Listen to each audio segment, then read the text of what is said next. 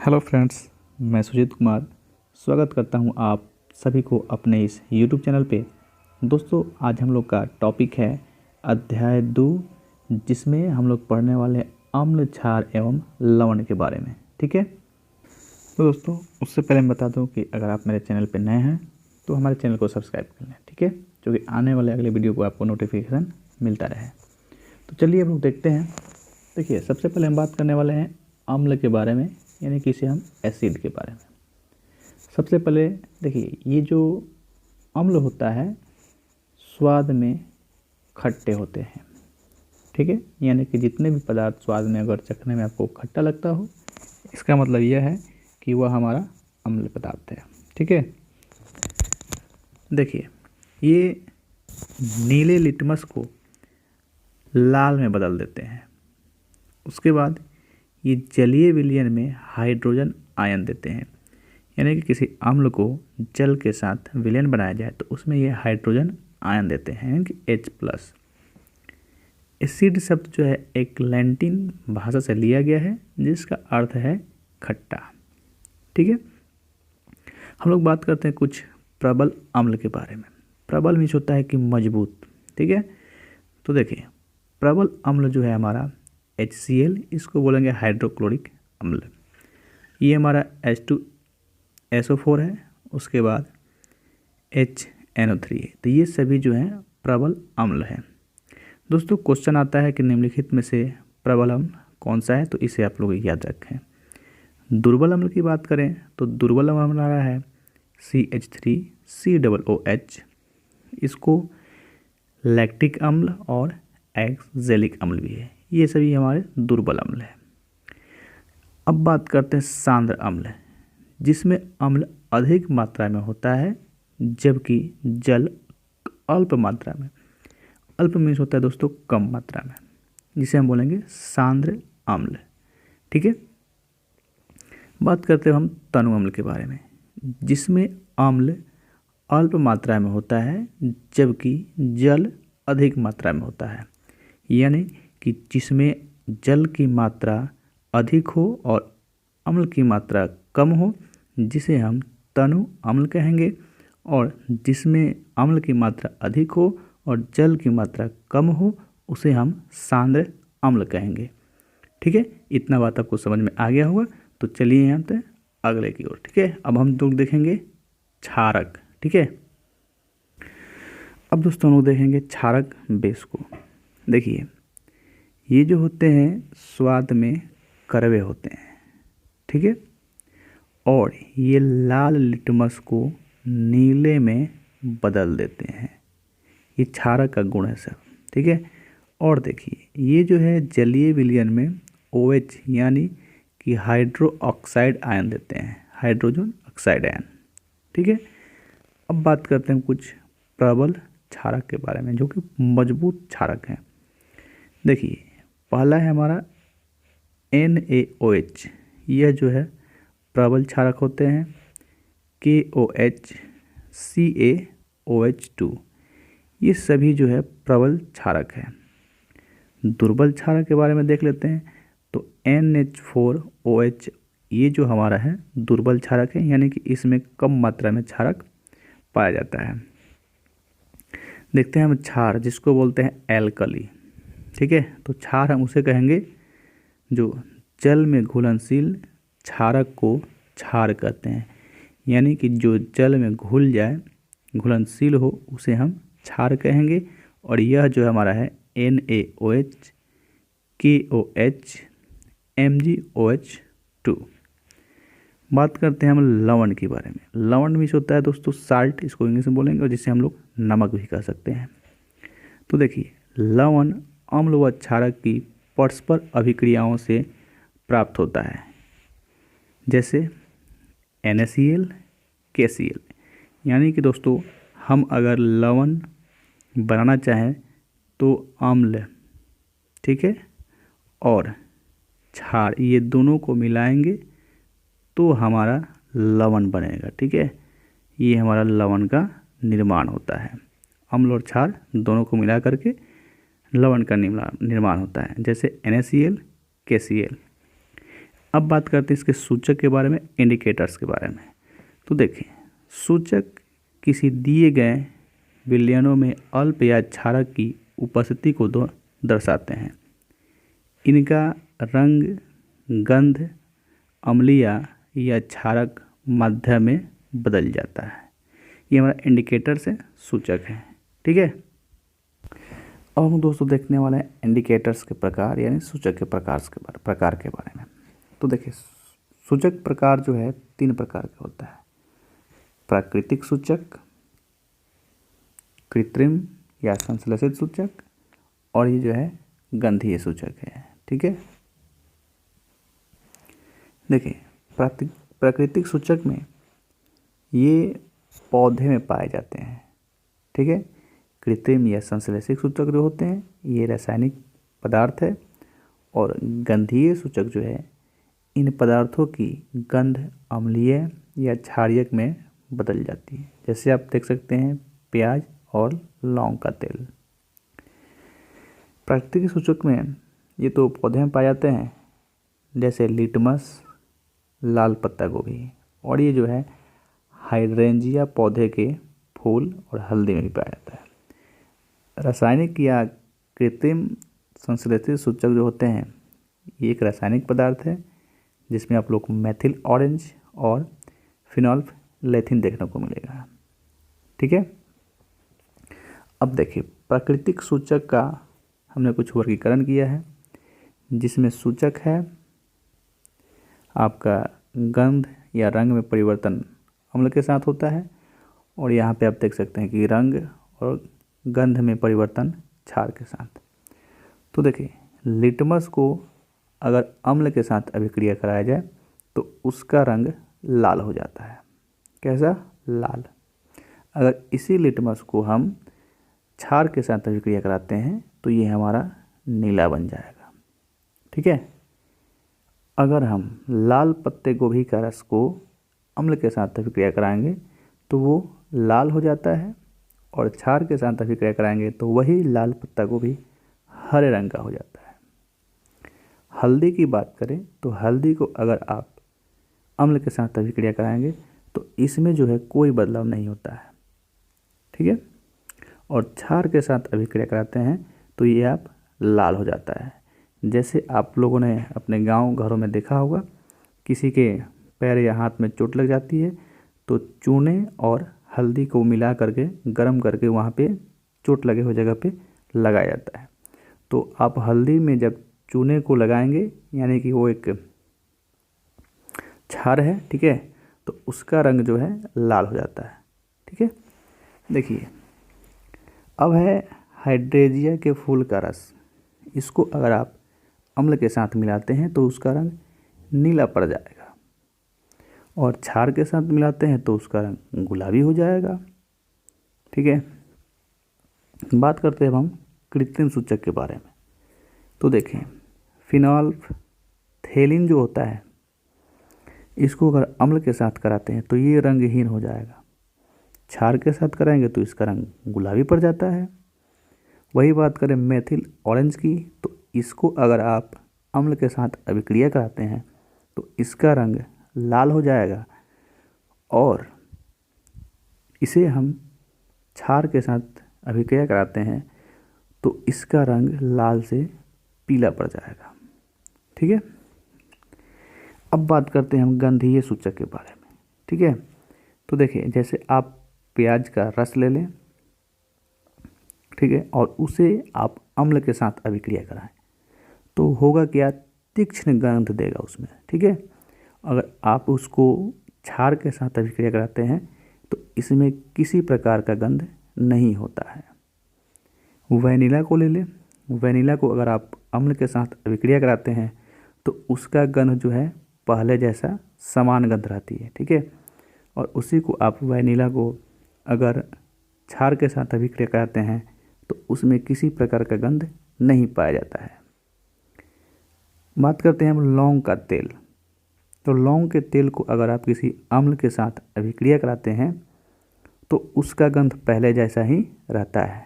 ठीक है, अगर आप क्षार के साथ अभिक्रिया कराते हैं तो उसमें किसी प्रकार का कोई गंध नहीं पाया जाता है। ठीक है। अब हम लोग बात करते हैं धात्विक ऑक्साइड को अगर क्षार के साथ अभिक्रिया कराएं तो क्या होगा। ठीक है। तो देखिए यहाँ पे हमने लिया है धात्विक ऑक्साइड और इसे जो है क्षार के साथ अभिक्रिया कराया जा रहा है। तो धात्विक ऑक्साइड को अगर क्षार के साथ अभिक्रिया कराते हैं तो यह लवण बनाता है और इसके साथ ही जल भी बनाएगा। ठीक है, जल भी बनाता है वो। तो देखिए ये हमारा CaO, ये है हमारा कार्बन डाइऑक्साइड है और ये CaOH ये एक क्षारीय पदार्थ है। तो इसको अगर आप अभिक्रिया कराते हैं तो CaCO3 बनाता है और इसके साथ साथ ही H2O जल भी बनाता है। यानी कि अधात्विक ऑक्साइड प्रवृत्ति में तो अम्लीय होते हैं तथा विद्युत धारा प्रवाहित करते हैं। यानी कि जो धातु के ऑक्साइड होते हैं वो हमारा अम्लीय होता है और वो साथ ही विद्युत धारा को भी प्रवाहित कर सकता है। देखिए अब बात करते हैं हम जलीय विलयन में अम्ल और क्षारक के बारे में। तो जल की उपस्थिति में अम्ल जो है हाइड्रोजन आयन उत्पन्न करते हैं। ठीक है। तो यहाँ पे जो है हाइड्रोजन आयन्स की बात करें तो H+ आयन और H3 और O आयन यानी कि हाइड्रोनियम आयन के रूप में पाए जाते हैं, जिसमें ये आप देख सकते हैं कि हाइड्रोजन आयन को यानी कि जल के साथ अभिक्रिया कराया जा रहा है तो H3 और O+ पाया जा रहा है। अगर ये हमारा HCl एक अम्ल है और अम्ल को हम जल के साथ अभिक्रिया कराते हैं तो इसके साथ ही ये H3O+ और Cl- उत्पन्न करता है। ठीक है। अगर बात करते हैं हम जल की उपस्थिति में क्षारक यानी कि हाइड्रो आयन उत्पन्न करते हैं तो देखें ये जो हमारा NaOH है और ये जल यानी कि H2O के साथ अभिक्रिया कराया गया तो यहाँ पे सोडियम आयन्स और हाइड्रो ऑक्साइड आयन उत्पन्न हो रहा है। ठीक है। ये आप देख सकते हैं कि MgOH2 जो है, ठीक है, ये हमारा H2O जल के साथ अभिक्रिया करने के साथ ही Mg2+ और 2H2 माइनस का हाइड्रो आयन्स देते हैं। ठीक है। देखिए सभी क्षारक जल में घुलनशील नहीं होते हैं। जो सभी क्षारक जो होते हैं वो जल में घुलनशील नहीं होते हैं। जल में घुलनशील क्षारक को हम क्या कहते हैं? क्षार। ठीक है। और सभी क्षारक होते हैं परंतु सभी क्षारक क्षार नहीं होते हैं। यानी कि दोस्तों यहाँ पे कन्फ्यूजन होगा। देखिए सभी क्षार जो है क्षारक हो सकता है, सभी क्षार क्षारक हो सकता है लेकिन सभी क्षारक जो है क्षार नहीं होते हैं। ठीक है। आप लोग इसे अपने दिमाग में बैठा लें। देखिए जल के साथ अम्ल या क्षारक को मिलाते समय सावधानी बरतनी चाहिए। क्यों? क्योंकि हमेशा अम्ल या क्षारक को जल में मिलाना और लगातार इसे हिलाते रहना चाहिए, क्योंकि यह प्रक्रिया जो होता है अत्यंत ऊष्माक्षेपी होता है। ठीक है। तो देखिए यहाँ जो है जल को अम्ल के साथ डालकर छोड़ दिया गया है तो ये जो है हमारा गलत अभिक्रिया है। ठीक है। अब इसी में हम लोग जल को मिला करके अम्ल में, ये जो जल है जल में हम लोग अम्ल को मिला रहे हैं ये वाला, तो ये जो अभिक्रिया हमारा है ये सही है। ठीक है। तो देखिए सांद्र अम्ल में जल मिलाने पर उत्पन्न हुई ऊष्मा के कारण मिश्रण असफलित होकर बाहर आ सकते हैं तथा आप जल भी सकते हैं। यानी कि अगर आप अम्ल में जल को मिलाते हैं तो अभिक्रिया तो होगा, साथ ही साथ आपको खतरा भी है जलने की। साथ ही अत्यधिक स्थानीय ताप के कारण कांच का पात्र जो है टूट भी सकता है। यानी कि जो ये आप पात्र देख रहे हैं, ये बर्तन, ये आपका टूट भी सकता है। ठीक है, तो देखें जल को अम्ल में डालने से क्या क्या हो सकता है, ये आप देखें। ये जो है कि मिश्रण असफलित होकर बाहर आ सकता है, या स्थानीय ताप के कारण कांच का पात्र जो है टूट भी सकता है। तो इस आप बात की सावधानी बरतें। ठीक है, तो देखें अम्ल व क्षारक में कुछ समानताएं हैं। ठीक है, उसको हम लोग देखते हैं। अम्ल और क्षारों के बीच में समानता जो है उसको देखते हैं। तो सभी अम्ल और क्षारक, अम्ल जो होता है हाइड्रोजन आयंस उत्पन्न करते हैं, और क्षारक जो होता है हाइड्रो ऑक्साइड आयन उत्पन्न करते हैं। ठीक है, देखें जब कोई अम्ल या क्षारक जल में मिलाया जाता है, जब किसी अम्ल या क्षारक को जल में मिलाया जाता है तो ये तनुकृत हो जाता है। जल में मिलाने पर आयन की सांद्रता H3O+ या OH- के में प्रति इकाई आयतन की कमी हो जाती है। ठीक है, क्षार तथा अम्ल की प्रबलता के बारे में देखते हैं। तो किसी क्षार या अम्ल की प्रबलता उसके द्वारा उत्पन्न H+ आयन या OH- आयन की संख्या पर निर्भर करती है। दोस्तों, तो अम्ल या क्षार की प्रबलता जो है वो हमारा हाइड्रोजन आयंस और हाइड्रोजन ऑक्साइड आयंस के ऊपर निर्भर करता है। ठीक है, किसी अम्ल या क्षारक की प्रबलता हम एक सार्वभौमिक सूचक द्वारा ज्ञात कर सकते हैं, यानी उसको यूनिवर्सल इंडिकेटर बोलते हैं। सार्वभौमिक सूचक, यूनिवर्सल इंडिकेटर। ठीक है, तो देखिए अनेक सूचकों का मिश्रण हो सकता है, और यह सूचक किसी विलयन में हाइड्रोजन आयंस की विभिन्न सांद्रता को विभिन्न रंगों में प्रदर्शित कर सकता है। ठीक है,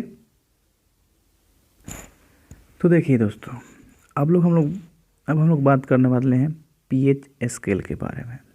ठीक है, तो देखिए किसी विलयन में उपस्थित H आयंस की सांद्रता ज्ञात करने के लिए, यानी कि हाइड्रोजन आयन की सांद्रता को ज्ञात करने के लिए एक स्केल विकसित किया जिसे पीएच स्केल कहते हैं।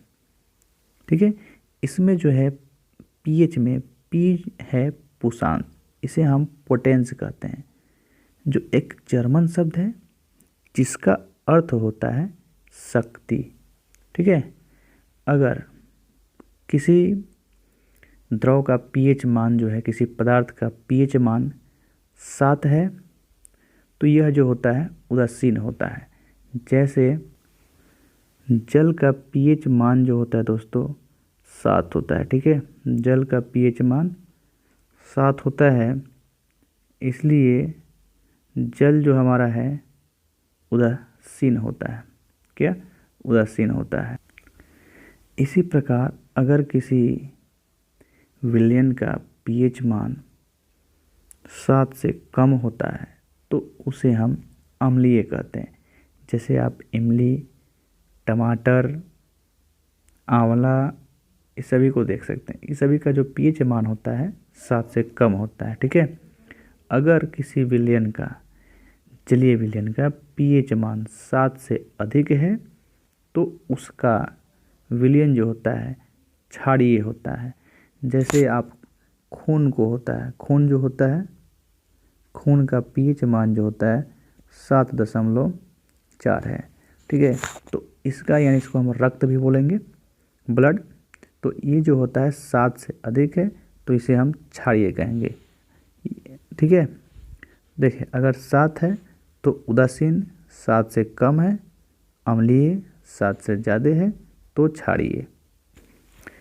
देखें यह स्केल जो 0 से 14 तक का पीएच मान ज्ञात करने के लिए उपयोग में लाया जाता है। यानी कि किसी पदार्थ का जलीय विलयन जो है 0 और 14 के बीच है तो उसकी हम अम्लीयता या क्षारीयता को pH स्केल द्वारा ज्ञात कर सकते हैं। तो ये आप देख रहे हैं कि जो है दुर्बल अम्ल से, ठीक है, प्रबल अम्ल की ओर का डायग्राम बनाया गया है। ठीक है, यानी कि ये जो आप देख रहे हैं CH3COOH और H2CO3 जो है ये हमारा एक दुर्बल अम्ल है। और इधर की आप देख रहे हैं ये जो बढ़ा हुआ है इधर की तरफ, ये हमारा HCl, H2SO4 और HNO3 ये हमारे प्रबल अम्ल हैं। ठीक है, ये देखिए ये हमारा है दुर्बल क्षार यानी कि NH4OH, और ये जो है हाइड्रोक्साइड आयंस देते हैं, क्षार जो होते हैं। और इधर जो हमारा है प्रबल क्षारक है, ठीक है, NaOH, KOH, CaOH2, तो ये हमारा है प्रबल क्षार। देखें यहाँ पे जो है 7 से कम इधर की तरफ जा रहा है यानी कि 0 की तरफ जा रहा है, तो ये हमारा अम्लीयता बढ़ती है। और 7 से अधिक की तरफ होगा तो ये हमारा क्षारीयता को बढ़ाता है। अगर 7 है तो ये हमारा उदासीन है। अगर 7 से कम होता है तो इसमें हाइड्रोजन आयंस की वृद्धि होती है। और अगर अधिक विलयन की सांद्रता 7 से अधिक हो रहा है तो इसमें हाइड्रोजन आयंस की जो सांद्रता है उसमें कमी पाई जाएगी। ठीक है, तो दोस्तों ये वीडियो आप लोगों को कैसा लगा प्लीज़ हमें कमेंट करके बताएं। और अगर आप मेरे चैनल पे नए हैं तो हमारे चैनल को सब्सक्राइब कर लें और अपने दोस्तों के साथ शेयर करते हैं। मिलते हैं इसके नेक्स्ट अगले पार्ट में। ठीक है, तब तक के लिए जय हिंद।